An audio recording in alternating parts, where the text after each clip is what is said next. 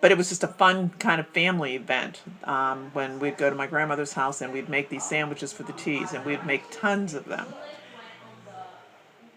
After my grandmother got to the point where she was no longer able to do that, she passed it on to my aunts and to my mother. So I'm going to let my mother talk a little bit about how she came to start making some of these sandwiches, and it's just become a family tradition for us. Well, when I look back, when my mother was making these sandwiches, it was all really always an event. And she had started making them for Jewish families in Squirrel Hill when my mother was like a domestic, and she was a cook, and she was very inventive to come up with these sandwiches, which they were finger sandwiches, and everyone seemed to enjoy them.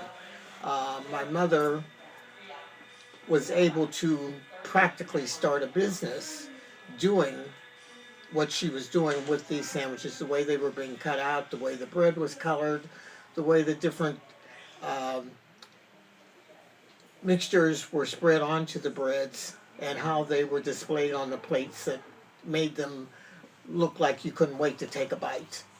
And as time went on, I also started doing these sandwiches when I didn't really become a part of them at that time. My mother made them, and we looked at her, and we liked it, and they were so colorful and so pretty, and she was just so uh, gracious and just so particular about them that it was just something that brushed off on the rest of us. And I used to do that for a couple of organizations that fell on me, and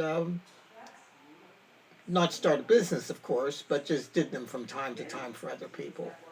So that was one of the biggest things that I can remember from my mother, who was also very talented with embroidery.